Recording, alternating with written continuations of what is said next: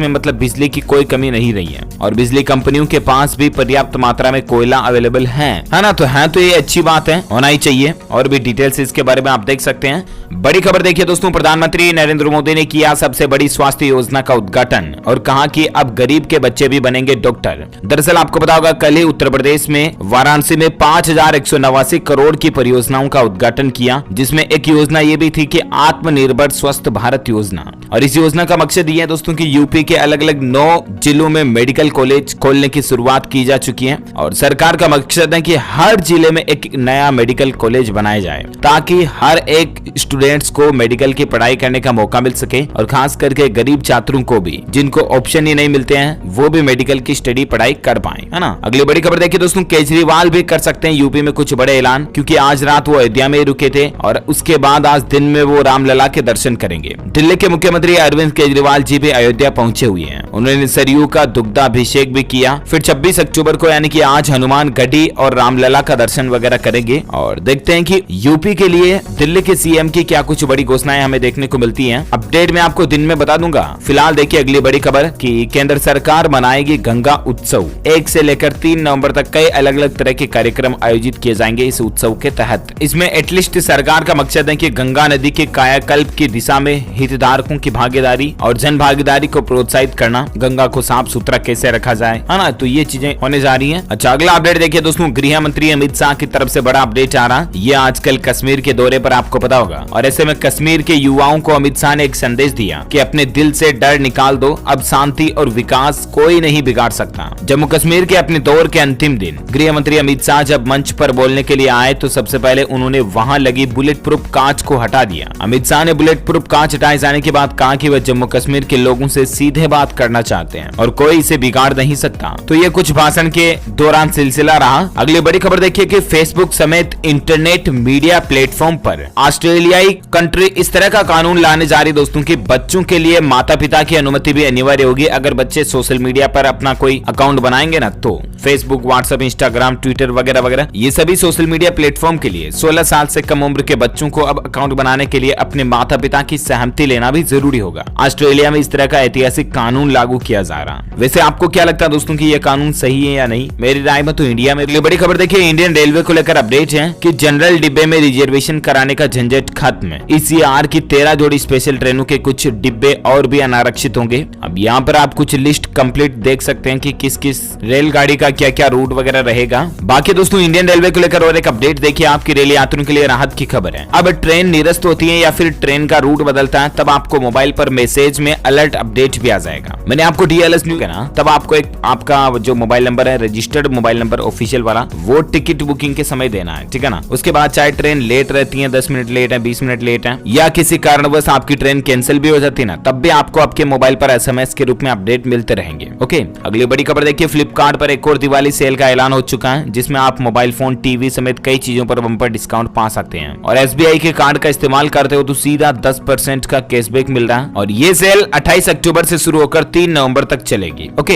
अगली बड़ी खबर देखिए कि सार्वजनिक स्थानों पर बने धार्मिक स्थल अब नहीं ढहाए जाएंगे। कर्नाटक में इस तरह का नया कानून लागू किया जा रहा, यानी कि अगर खाली सरकारी जमीन पर कोई भी मंदिर मस्जिद बना हुआ है ना, तो उसको अतिक्रमण के रूप में प्रशासन हटा नहीं सकेगा। दक्षिण राज्य कर्नाटक में पिछले कुछ वक्त से सार्वजनिक स्थलों पर बने धार्मिक स्थलों को ढहाए जाने के बाद राज्य में विवाद शुरू हो गया और अब यहाँ पर एक नया कानून लागू कर दिया गया है। इस कानून को राज्यपाल थावरचंद गहलोत की मंजूरी भी मिल गई है और ये पूरी तरह से लागू माना जाएगा। इस कानून का मकसद है कि सार्वजनिक स्थानों पर बने धार्मिक स्थलों को ढहाए जाने से बचाया जाए। तो कहने का मतलब जो पुराने ऐतिहासिक मंदिर वगैरह कहीं पर भी बने हुए हैं, अगर वो सरकारी जमीन पर है तो जहां तक हो सके उनको हटाया नहीं जाएगा, है ना। और अगली बड़ी खबर देखिए, पटाखों को लेकर बड़ी खबर आ रही दोस्तों की राजधानी दिल्ली में 27 अक्टूबर से ही पटाखे नहीं दिया जलाओ नाम से एक नया अभियान शुरू किया जाएगा, जिसमें पूरे राज्य में जिला स्तर पर निगरानी के लिए 15 अलग अलग टीमें भी बनाई गई हैं, जो लोगों को ये संदेश देगी कि इस दिवाली पर हमें पटाखे नहीं बल्कि ज्यादा से ज्यादा दीपक जलाने हैं। आपको पता होगा अरविंद केजरीवाल सरकार की तरफ से तो पटाखों को बिल्कुल ही बैन कर दिया। इस बार दिल्ली में तो पटाखे जला भी नहीं पाएंगे, ना बेच पाएंगे, ना खरीद पाएंगे। और अगर कोई ऐसा करता पाया जाता तो उस पर सख्त जुर्माना होगा, साथ ही कार्रवाई भी होगी, सजा का प्रावधान भी रखा गया है ना।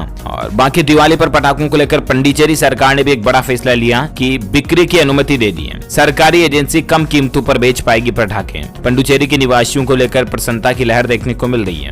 यानी कि यहाँ पर भी दिवाली के पटाखों की इजाजत हो चुकी है। राजस्थान राज्य में भी जैसा कि ग्रीन पटाखे वगैरह चलाने की इजाजत दी गई है ना। तो कुछ अलग अलग स्टेट गवर्नमेंट की तरफ से और क्या फैसले आते हैं मैं आपको बताता रहूंगा। अक्टूबर को आसियान भारत सम्मेलन में शामिल होंगे प्रधानमंत्री नरेंद्र मोदी और इन मुद्दों पर चर्चा हो सकती है। दरअसल भारत के प्रधानमंत्री नरेंद्र मोदी गुरुवार को ब्रुनेई के सुल्तान हसन बोल्किया के आमंत्रण पर 18वें दक्षिण पूर्वी एशियाई राष्ट्रों के संगठन आसियान भारत सम्मेलन में हिस्सा लेने जा रहे हैं। इस महत्वपूर्ण सम्मेलन में आसियान भारत रणनीतिक साझेदारी और इसके अलावा कोविड-19, स्वास्थ्य, व्यापार, शिक्षा व कई मुद्दों पर बातचीत होगी। देखते हैं भारत को लेकर क्या कुछ फैसले आते हैं। जो भी खबर आएगी मैं आपको बता ही दूंगा। वहीं बड़ी खबर देखिए दोस्तों, अफगानिस्तान में और भी हालात बिगड़ते जा रहे हैं। तालिबान सरकार ने लोगों को श्रम करने के बदले गेहूं देने का ऐलान किया। दरअसल अफगानिस्तान में लोगों के सामने अब भूखमरी के हालात आ रहे हैं और इसी को मिटाने के लिए तालिबान एक नई स्कीम लगा रहा है कि लोगों को फ्री में तो अनाज नहीं देंगे, पहले मजदूरी करो और उसके बाद अनाज दिया जाएगा। 55,000 टन अनाज तालिबान बांटने का लक्ष्य रखा, लेकिन पहले उन्हीं लोगों को मजदूरी भी करनी पड़ेगी और फिर कटोरे में अनाज बांटा जाएगा। जिस तरह से ठीक KGF मूवी में आपको एक सीन देखने को मिलता है, वैसे हालात कर रहा है तालिबान। वाकई में मतलब क्या ही बोलूं। अगली बड़ी खबर देखिए, टेक्नोलॉजी को लेकर अपडेट है। जियो फोन नेक्स्ट के कई सारे फीचर्स से और पर्दा उठा है। दुनिया का सबसे सस्ता एंड्रॉइड स्मार्टफोन होगा और इसमें आपको 13 मेगापिक्सल का कैमरा मिलेगा। प्रगति नाम के OS यानी कि ऑपरेटिंग सिस्टम पर ये चलेगा। इसमें आपको एंड्रॉइड ऑपरेटिंग सिस्टम देखने को नहीं मिलेगा। जियो का ये self made in India, made for India और मेड बाय इंडियंस, कुछ और इसकी टेक स्पेक्स आप स्क्रीन पर देख सकते हैं। अगली बड़ी खबर देखिए, एक महिलाओं को लेकर रिसर्च आ रही है वैज्ञानिकों की, जिसमें पता चला दोस्तों कि स्तनपान कराने से महिलाओं की दिमागी तंदुरुस्ती बढ़ती है, कई बीमारियों का खतरा भी कम हो जाता है। यानी कि जो महिलाएं अपने बच्चे को दूध पिलाती है ना, ब्रेस्ट फीडिंग, ये तेज दिमाग के लिए जरूरी है। ब्रेस्ट फीडिंग माँ और बच्चे दोनों में सोचने समझने की क्षमता घटने से रोकती है। अमेरिकी वैज्ञानिकों ने इस तरह का दावा किया। माँ और बच्चे के दूध पिलाने के ऊपर पहले भी कई बार स्टडीज हुई है और उनमें भी कहा गया था कि माँ का दूध बच्चे को लंबे समय तक सेहतमंद बनाए रखता है। ये बात तो काफी समय पहले रिसर्च में सिद्ध हो चुकी है और हम भी इसको कई बार सुनते आ रहे हैं, राइट। लेकिन अब स्टडीज में ये बात का पता चला दोस्तों कि एक बच्चे को दूध पिलाने से माँ की मेंटल हेल्थ पर भी इसका असर देखने को मिलता है। यानी कि माँ के ब्रेन, दिमाग, मस्तिष्क पर भी बच्चे को दूध पिलाने का असर देखने को मिलता है और कुल मिलाकर के इससे माँ और बच्चे दोनों की सोचने समझने की क्षमता जो है वो इम्प्रूव होती है। वहीं देखिए, माओं को लेकर और एक अलर्ट करने वाली रिसर्च सामने आ रही है कि जो नवजात बच्चे रात में अच्छी नींद लेते हैं ना, वे ओवरवेट नहीं होते हैं। 300 नवजात बच्चों पर 6 महीने तक एक रिसर्च की गई और उसमें ये बात का दावा किया गया। यानी कि आप भी एक माँ है, आपके भी छोटे छोटे बच्चे बच्ची हैं, तो उनको प्रॉपर नींद दिलाएं, अच्छे से छोटी सी लोरी सुनाएं, उनको गाना सुनाएं प्यार मोहब्बत से, मेले लाजा बाबू। This is just a demo. कुल मिला करके उनको अच्छे से नींद दिलाएं, ये उनके भविष्य के लिए बेहतर होगा क्योंकि वो ओवरवेट नहीं होंगे। वो ज्यादा मोटे बच्चे जो होते हैं ना, वैसे नहीं बनेंगे, है ना। खैर चलिए बात करें अपन अगली बड़ी खबर में। देखिए दोस्तों, हरियाणा में DAP की कमी नहीं रहने दी जाएगी। हरियाणा के मुख्यमंत्री ने किसानों से धैर्य बनाए रखने की अपील की है और कहा कि आप थोड़ा सा शांति रखें, जल्द ही खाद की सप्लाई जो पूरी हो जाएगी। अच्छा, खबरों का सिलसिला जारी रहेगा, कुछ और अपडेट जानेंगे अपन, लेकिन फिलहाल वक्त हो चुका दोस्तों आज के ताजा मौसम समाचार जानने का।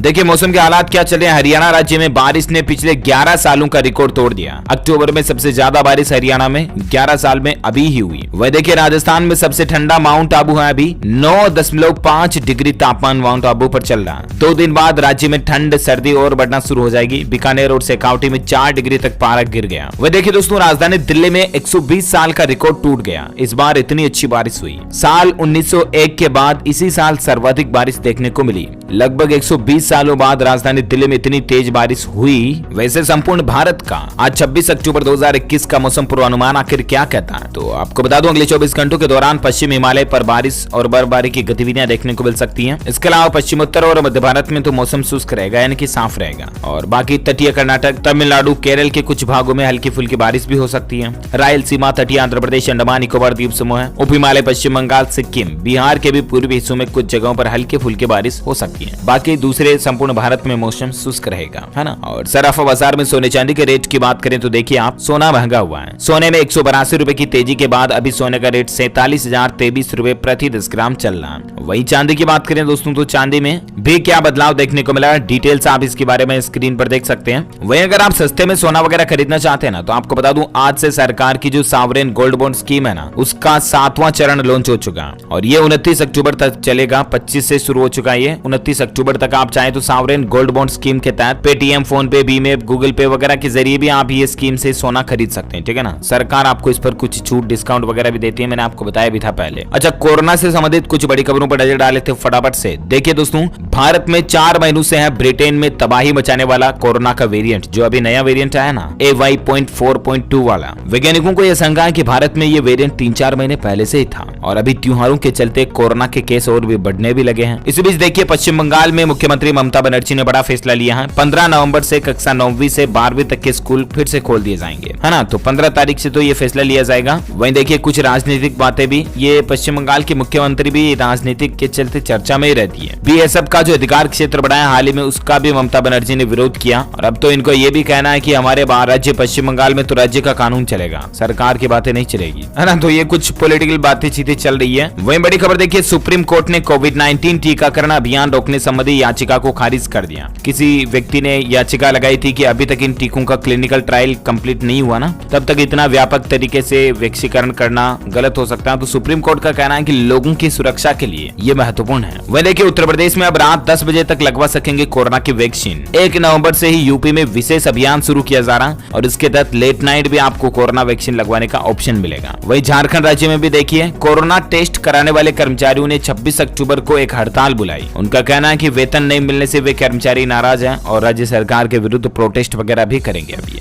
और बाकी भारत में आज के ताजा कोरोना आंकड़ों की अगर बात करें ना, तो देखिए आप पिछले 24 घंटों में बड़ी ही राहत की बात है कि बहुत कम नए मामले देखने को मिले, 11,800 के लगभग ही, जबकि 350 से ज्यादा लोगों की मौत हुई 24 घंटों में। एक्टिव केस की संख्या लगभग 1.5 लाख के करीब पहुंच चुकी है। 1,57,000 चल रही है अभी भारत में और 4,55,000 से ज्यादा लोगों की कुल मौत हो चुकी है। ओके, कुछ एजुकेशनल खबरें देखिए आप। यहाँ निकली है 10,459 पुलिस कांस्टेबल की भर्ती, ऑनलाइन भी आप अप्लाई कर सकते हैं। दरअसल गुजरात के अंदर पुलिस डिपार्टमेंट में ये वैकेंसी निकली हुई है। हालांकि अलग अलग पोस्ट के लिए वैकेंसी है, लोक रक्षक, पुलिस कांस्टेबल वगैरह वगैरह के और भी कई सारे अलग अलग पद हैं। आप ojas.gujarat.gov.in पोर्टल पर जाकर के ऑनलाइन अप्लाई कर लीजिएगा। ओके, अगली खबर देखिए, वर्क फ्रॉम ऑफिस शुरू होने से होगी 12 घंटे की नौकरी। मोदी सरकार साल 2022 में घटाएगी सैलरी और बढ़ाएगी पीएफ। इस तरह की भी बातचीतें काफी समय से चल रही है। कई बार ये भी कहा गया कि इस साल के अप्रैल महीने से या सितंबर के महीने से या दिसंबर के महीने से मतलब प्राइवेट नौकरी वगैरह करने वालों के रूल्स बदलेंगे। ऐसे काफी टाइम से मीडिया में खबरें चल रही है, राइट। लेकिन अभी भी सरकार ने ऐसा कोई ऑफिशियल अनाउंसमेंट नहीं किया, आएगा तो मैं आपको बता दूंगा। वही देखिए दोस्तों, राजस्थान में 2 संभागों में वेट के विरोध में पेट्रोल पंप संचालकों ने हड़ताल भी शुरू कर दी है। सोमवार से बीकानेर और जोधपुर संभाग के जिलों में करीब 750 पेट्रोल पंप जो हैं वो अनिश्चितकालीन के लिए बंद हो चुके हैं। कहने का मतलब अभी पेट्रोल डीजल की रेटें बहुत ज्यादा चल रही है ना, तो इसलिए बीकानेर, जोधपुर वगैरह के पेट्रोल पंप मालिक जो हड़ताल कर रहे हैं, है ना। अच्छा, अगली बड़ी खबर देखिए, ढाबा मालिकों को राजमार्गों पर पेट्रोल पंप खोलने की मंजूरी के प्रस्ताव पर काम को तेज किया जाए, ये कहना है नितिन गडकरी का।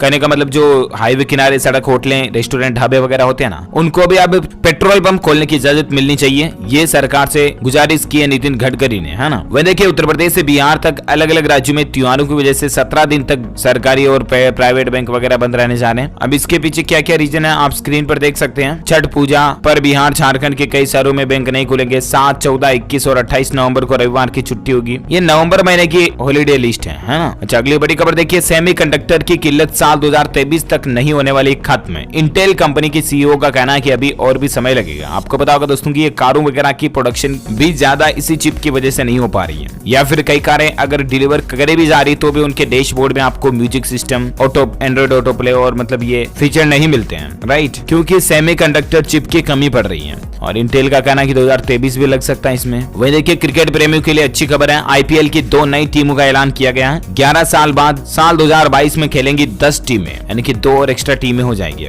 वही देखिए, किसान सम्मान निधि को लेकर एक नियम बदल चुका, अब यह दस्तावेज देना जरूरी होगा। दरअसल दोस्तों, देश में किसानों के बैंक खातों में किसान सम्मान निधि की 10वीं किस्त जल्द ही आने वाली है और इसी बीच हाल ही में सरकार ने इस योजना के संबंधित नियमों में कुछ बदलाव किया है ताकि फर्जीवाड़े को रोका जाए। फर्जीवाड़े को रोकने के लिए ही सरकार ने यह कदम उठाया है। अब यहाँ पर आपको करना यह है कि इस स्कीम का फायदा लेने के लिए राशन कार्ड को सरकार ने अनिवार्य कर दिया, ठीक है ना। यानी कि आपका राशन कार्ड बना हुआ है तो आप अपने नजदीकी मित्रा पर जाकर के किसान सम्मान निधि से लिंक करवा लें उसको। ओके, सरकारी नौकरी को लेकर और एक खबर